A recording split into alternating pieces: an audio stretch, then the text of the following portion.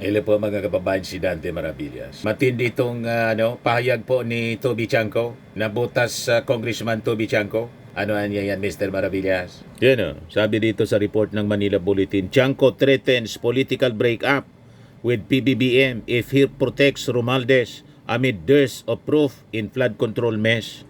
Yan niya, Mr. Maravillas, masasabi mo dyan. Yan ang magagawa natin kung if there is a scarcity of proof. Walang makitang ebidensya laban kay Martin Romualdez, yung ICI. Ang ibig mong sabihin na Toby Chanco, mag-imbento ng ebidensya, yung ICI, para lang masatisfy yung yung gusto mo mangyari. Kasi galit ka kay Martin Romualdez. Kasi pinagsisilusan mo lagi si Martin Romualdez. Gusto mong palitan bilang speaker. Ayaw man sa'yo ng mga congressmen. Walang bumoto sa'yo, walang mag-nominate sa'yo. Si Martin nga umalis na bilang speaker. Nirelinguish niya. Di siya pinatalsik mga kababayan, kundi voluntary, nirelinguish niya para bigyan ng daan freely ang investigasyon sa alleged insertions. Kaya nang magagawa natin, walang ebidensya talagang nakikita. Pagkatapos, magtitreten ka, nahihiwalay ka sa ating Pangulong Bongbong Marcos. Paki namin kung gusto mong umiwalay, di umiwalay ka. O diba? Sinong tinakot mo? Sabi dito sa balita, gusto mong i-blackmail yung ating Pangulo? Chanco threatens political breakup with PBBM if he protects Romualdez amid dearth of proof in flood control mesh. At unang-una, hindi pinoproteksyonan ng ating Pangulo. Wala nga siyang sinasanto. Kahit si Martin Romualdez, kung may makikita na ebidensya laban sa kanya, mananagot ang dapat managot. Yan ang paulit-ulit na sinabi ng ating Pangulo.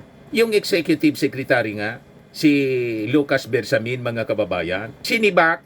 Kung isipin mga kababayan, si Lucas Bersamin, ang Executive Secretary po, kababayan niya, dating Chief Justice. At saka mga kababayan, ang tawag sa Executive Secretary, the Little President. Ibig sabihin, tinitiwalaan ng malaki ng Pangulo. Pero sinibak niya kasi nasabit yung pangalan sa flood control scandal, yung kanyang pamangkin. So, diba? Makikita ninyo, talagang walang sinasanto yung ating Pangulo. Pero itong statement po niya, sinusukat niya siguro kung gaano katimbang sa kanya, gaano siya kalakas sa ating Pangulo. Hindi mo ba nakikita na hindi ka man malakas sa ating Pangulo? Kasi kung malakas ka, di speaker ka na sana.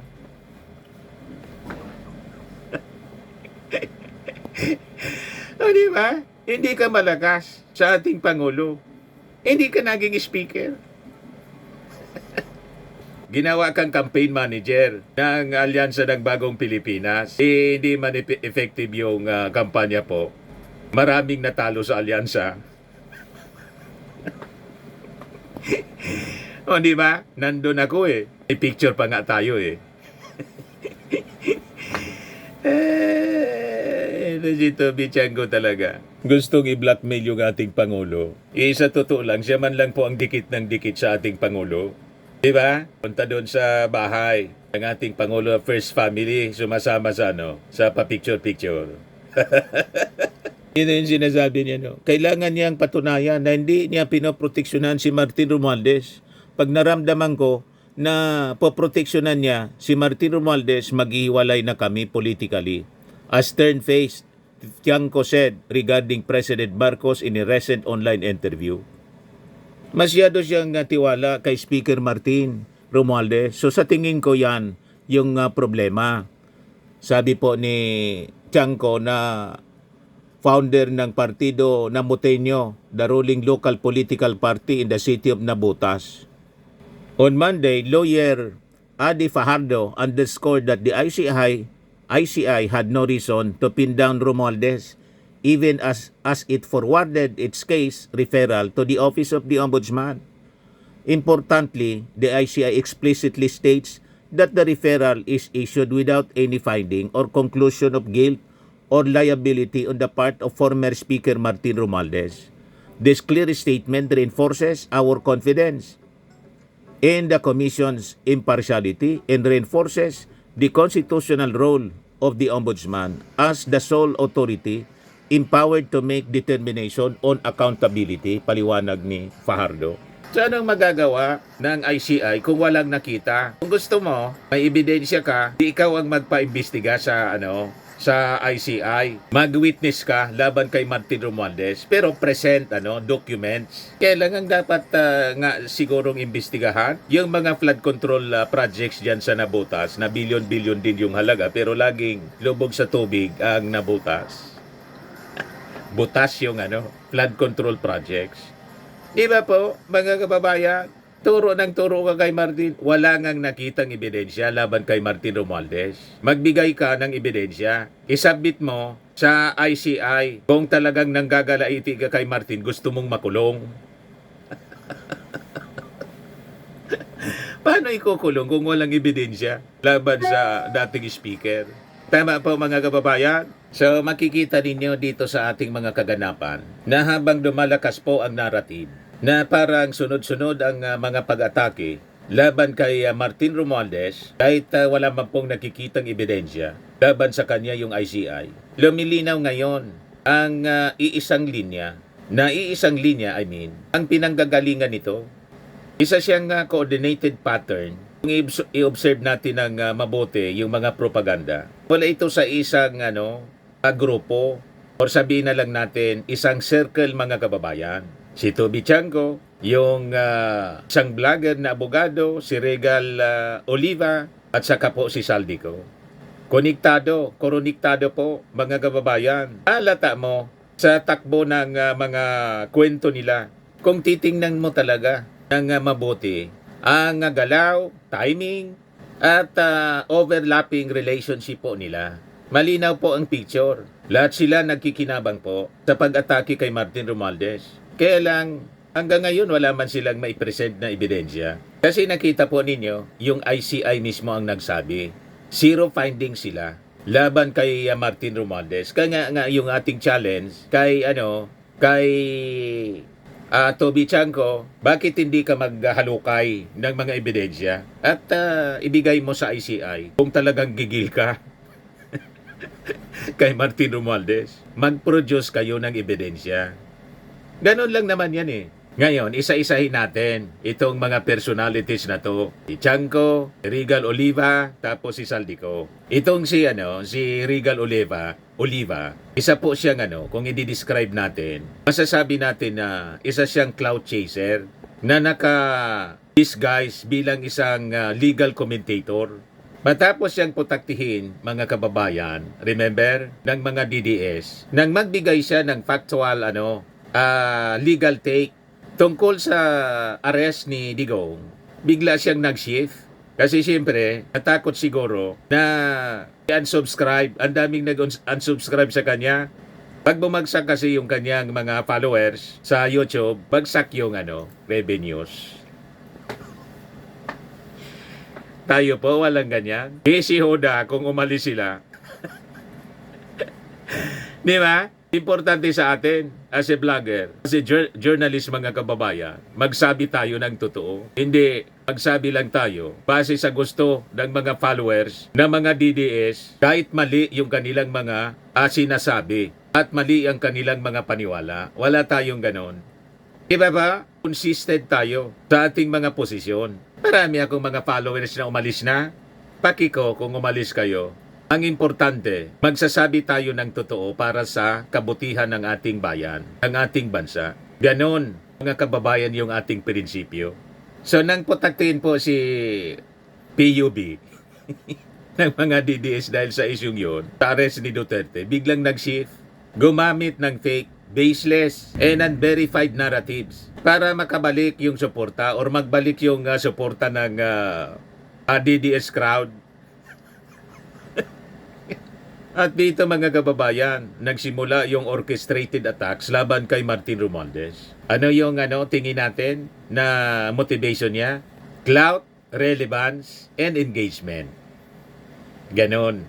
Yun ang pagkakaiba namin mga kababayan. Hindi tayo after sa clout, sa relevance, and engagement. But after the truth, for the truth shall set you free. Alam natin kung ano yung totoo eh. Ayaw ninyo makinig, sasabihin pa rin namin ang totoo. Ini-influensyahan ako ng mga DDS. Sabi ng mga DDS, kita mo na niya, Mr. Maravillas, kasi anya umalis ka sa Duterte. Unang-una po, hindi man ako kasali sa Duterte crowd. Binoto ko lang siya in 2016. At sinuport hanggang last part ng kanyang administrasyon. Kaya lang sumobra yung kanyang mga pang-aabuso, lalo na yung panahon ng pandemonium. Gusto nang akyatin yung mga bahay para tusukin yung mga tao. Hindi natin nagustuhan. Sabi ko, sobra na to.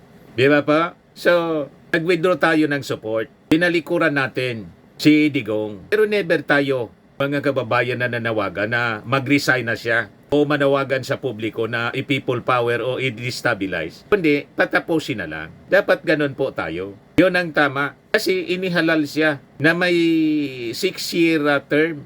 Ganon din dapat ang pagtrato nila sa ating Pangulong Bongbong. Kaya lang, masyado silang sumobra. Gusto nilang magamit ng labag sa konstitusyon para lang makabalik sa poder. Yan ang mali. Going back sa ating topic, mga kababayan, ito kay Regal Oliva. So yun ang kanyang tingin natin na motivation niya. Clout, relevance, engagement. Pero po ito yung tingin natin na hindi siguro alam ng marami na ang taong ito, mga kababayan, may malalim siyang connection kay Toby Chanco. Pareho po sila, mga kababayan, kahit i-research ninyo. Pareho sila na nagtrabaho within the nabutas sa LGU ecosystem. Magkakilala talaga sila personally. And Toby is very open, mga kababayan, about his dislike kay Martin Romualdez. Ito yung tagal ng balita, July 9, 2024. Mayor Chanco approved kay Atty. Oliva bilang bagong nabotas City Treasurer. Yan. So magkakakilala sila, yung mga Chanco. Yan. Atty. Oliva nagsilbi bilang City Treasurer ng Mandawi mula noong 2008 ay may walang kapantay na record ng pagpapanatili, katatagan at pananalapi. Sa ilalim ng kanyang pamumuno, ang lungsod ng Mandawi nakatanggap ng maraming parangal, pakilala. Inayag ni Mayor John Ray Chanco at Congressman Toby Chanco ang kanilang kasiyahan at suporta sa pagkakahirang kay Atty. Oliva. Kinikilala ang malaking kakayahan at dedikasyon na dala niya sa posisyon. Magkakilala sila, magbabarkada. Now you understand kung bakit ang narrative, mga plakada ni Atty. Oliva sumasang-ayon sa posisyon ni Toby Chanco. Magbarkada sila.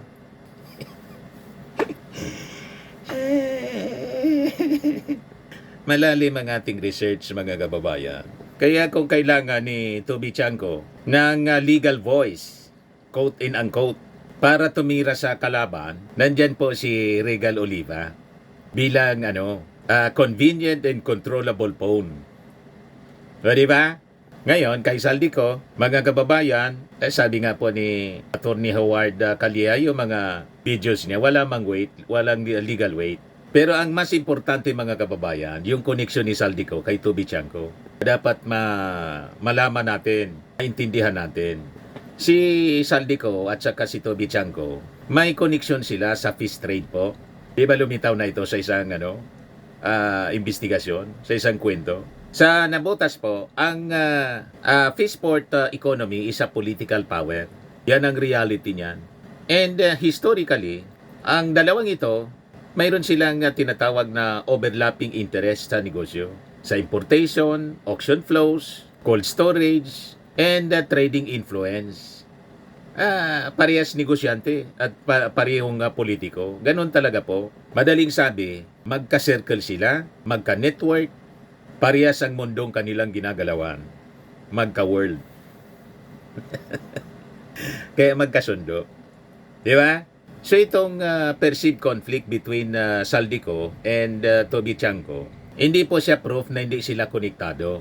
Ito ay proof na pareho silang may interes sa parehong larangan po. O ngayon, bakit sila nag-aaway? Simple man lang po, hindi nagkasundo siguro sa negosyo. Ganun lang naman yan.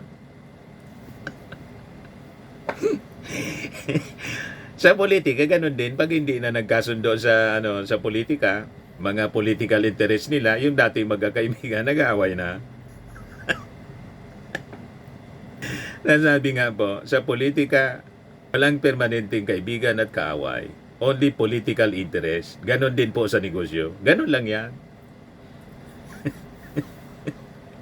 Nag-gets na ninyo, mga kababayan. So si Toby, inakusa si Saldico of greed in fish importation. So bakit? Ang sabi, gumamit si Ko ng kanyang political leverage para i-punish or i-sideline po si Toby. At kung ang dalawang tao nag-aaway within the same industry, ang ibig sabihin niyan, nasa loob sila ng parehong sistema kasi.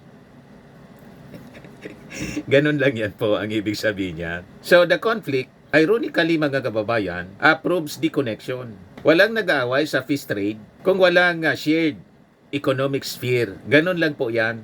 That is the network, that is the logic. At ngayon, Saldico's attacks align perfectly with Regal Olivas, which align perfectly with Toby Tiangco's political interest. Coincidence? Hindi. Pattern? Yes. Malalim talaga niya, Mr. Maravillas. Ganon kalalim po. Ang kita na ninyo? So, ang tanong, bakit sila mga kababayan sabay-sabay na tumitira kay Martin? Sa tingin natin, kay Regal Oliva, tulad ng sinabi natin, clout, relevance, pagiging DDS-friendly ulit, social media metrics para mataas ang revenues. Doon siya kumikita eh. Maraming naniniwala sa kanyang mga DDS. Although yung iba na bad trip na sa kanya. Hindi na kabalik yung tiwala. Nasira na. Kay Toby, siyempre, political ambition. Normal yun. Yung kanyang long-standing opposition kay Martin, nakitang-kita po noon pa. Maybe his desire to weaken yung Eastern Visayas Bloc or yung kanyang dream of sidestepping into influence. If speaker succession happens, kay Saldico, alam na ninyo, yung mga kinakasangkutan niyang problema ngayon. So makikita natin mga kababayan, iba-iba yung motibo nila. Pero parehas yung target, same pattern. So ang tawag dyan, coordinated opportunism. Pero hindi madidinay ang katotohanan mga kababayan na si Martin Romualdez, zero evidence.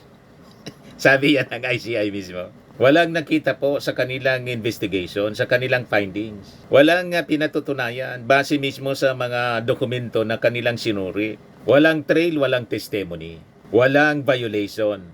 Zero adverse findings mga kababayan yung ICI. Kaya nanggagalaiti sila kay Martin. Clean.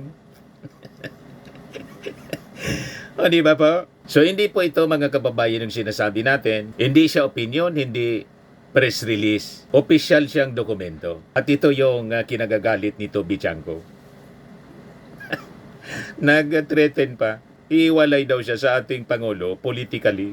Pinoproteksyonan si Martin Romualdez. Never naman pong pinoproteksyonan ng ating Pangulo si Martin Romualdez. Wala lang nakita yung ICI. Walang nakitang ebidensya laban kay Martin Romualdez. So tatlo ang umatake kay Martin. Pero dokumento na po ang nagpapatunay. Malinis si Martin. Hindi sabit. Safe. Sabi ng ICI yan. Pero sila, puro lang ingay po. Wala man ebidensya. So malinaw gusto lang nilang manira. Gusto nilang siraan lang mga kababayan si Martin Romualdez. Yan sabi po ni attorney lawyer Attorney Adi Fajardo, as reported by Manila Bulletin. My name is Ade Fajardo. I am a legal practitioner based in Pasig City. Today I'm relaying to you our reaction as counsel for former Speaker Martin G. Romualdez on the ICI referral to the Office of the Ombudsman as follows. We acknowledge the referral submitted by the Independent Commission for Infrastructure to the Office of the Ombudsman on November 21 and welcome the Commission's completion of its fact-gathering mandate. We respect the ICI to transmit all gathered evidence to the Office of the Ombudsman for further evaluation. The referral incorporates all evidence presented by former Speaker Martin Rimualdez, his sworn affidavit, complete transcripts, the full audio-video recording of his voluntary appearance before the Commission last October 14. Importantly, the ICI explicitly states the referral code is issued without any finding or conclusion of guilt or Walang guilt. liability on the part of former Speaker Romualdez. This clear statement reinforces our confidence in the Commission's impartiality and affirms the role of the Ombudsman as the sole authority empowered to make determination on accountability. We trust that the Ombudsman will conduct an independent, thorough, and objective review of the evidence submitted. From the outset, we have maintained that a fair and complete assessment of the record will reflect the truth. Thank you very much. Ano kayo ngayon, mga critics ni Martin Romualdez? Di ba bukya kayo? Tapos, sisiraan na ninyo naman sa susunod yung ICI. And next, yung ombudsman na ang sisiraan ninyo. Huwag kami. Mag-produce kayo ng ebidensya laban kay Martin Romualdez. Kung nga talagang may ebidensya kayo, i-present ninyo. Hindi yung puro lang kayo kwento. Kwentong marites. Tama po mga kababayan? Sa mga naghanap ng malinis and spacious fitness gym, pumunta lang po kayo sa aming Colossal Fitness Gym. We also offer Grab Car Rental with our brand new 2023 model ng Toyota Innova. We also accept booking for those who are planning to travel via PAL, Cebu Pacific, and other airline companies, local and international, and bills payment for Meralco Bills, PLDT, Aleco Bills, etc. Ang Colossal Fitness Gym is located at 3rd floor Security Bank Building, Landco Business Park, Legazpi City, Albay. For inquiries, look for Chilon Maravillas. Contact number 0966-802-0949. Yan yung aming Innova. Lagi na pong matao sa amin. Pati mga foreigners po, tingnan ninyo. Mga British tourists sila. Ang lalaki ng katawan na, mga kababayan, nag-gym sa amin. Ito naman po, Indian National. Ito mga mga European sila. Ito naman yung bago naming product na binibenta online, Eye Glow Serum. Whitening po siya galing sa South Korea. Tingnan ninyo yung epekto sa aking anak na architect entrepreneur, Riz Maravillas. For inquiries, look for Riz Maravillas on FB. Ito naman po, Fairmax Firming and Lifting Cream. Pinapahid po sa mga pulses and affected area. Mainam po ito sa mga pains at paninigas ng mga kaso-kasuan. Ito po, Automax Radiant Serum. Sa mukha naman yung application. Anti-aging po siya. You will look 10 years younger than your age. Ito naman po yung bagong product naming binibenta online. I am a Worldwide Amazing Pure Organic Barley Powdered Drink Mix from Australia. Endorsed by cancer survivor, actress Maritoni Fernandez. Mainam po siya sa mga cancer patients at syempre for cancer prevention na rin po. For your orders and business inquiries, dumiretso na lang kayo sa aking anak na architect entrepreneur Riz Maravillas. Sa mga mahilig po sa mga imported bags and wallets, dumiretso na lang po kayo kay Ma'am Eileen Rosales sa Eileen Closet po. Nakabase siya sa Amerika. Sa mga mahilig din po magpa-spa, try niyo po sa Pamper City by OMG. Your luxury escape located at Asiana City, Parañaque City, Metro Manila.